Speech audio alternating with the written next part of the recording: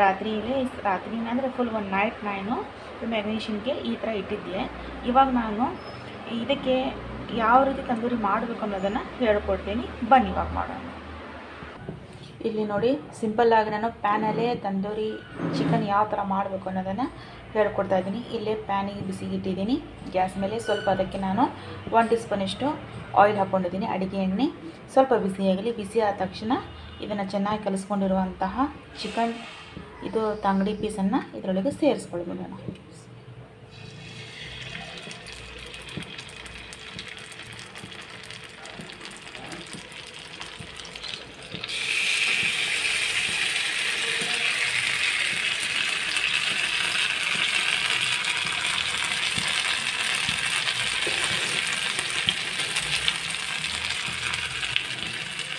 ಅಂದರೆ ತುಂಬ ಸಿಂಪಲ್ ವಿಧಾನ ನಾನು ಹೇಳ್ಕೊಡ್ತಾ ಇದ್ದೀನಿ.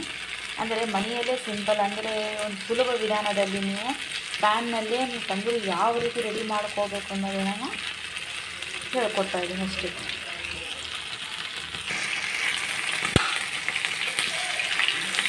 ನೋಡಿ ಫ್ರೆಂಡ್ಸ್, ಈ ಥರ ಟರ್ನ್ ಮಾಡಿಕೊಂಡು ಚಿಕನ್ ಈ ಥರ ಇವಾಗ ಹಾಕೊಳ್ಳೋಣ.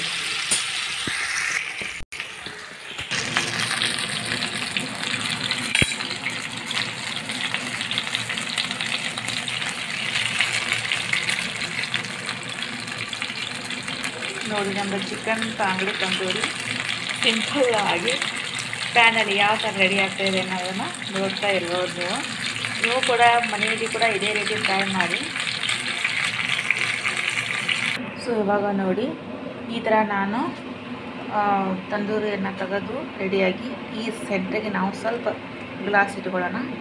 ಇಟ್ಕೊಂಡು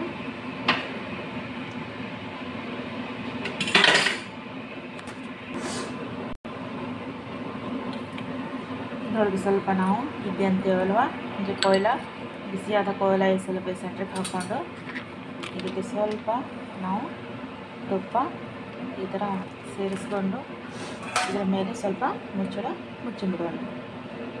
ಒಂದು 5 ಮಿನಿಟ್ಸ್. ಅಂದರೆ ಅದೆಲ್ಲ ಸ್ವಲ್ಪ ತಂದೂರಿ ಸ್ಮೆಲ್ ಚೆನ್ನಾಗಿ ಬರುತ್ತೆ ಅಂತ, ಅದಕ್ಕೋಸ್ಕರ ಈ ಥರ ನಾವು ಕವರ್ ಮಾಡ್ಕೊಂಡ್ಬಿಡೋಣ. Final touch. ಸೊ ನೋಡಿ, ಇವಾಗ ಫೈನಲ್ ಟಚ್ ನೋಡಿ, ಆ ಥರ ಇವಾಗ ರೆಡಿಯಾಗಿದೆ. ಇದರೊಳಗೆ ಸ್ವಲ್ಪ ನಮ್ಗೆ ಬೇಕಂದರೆ ಲೆಮನ್ ಈ ಥರ ಸ್ವಲ್ಪ ನೋಡಿ,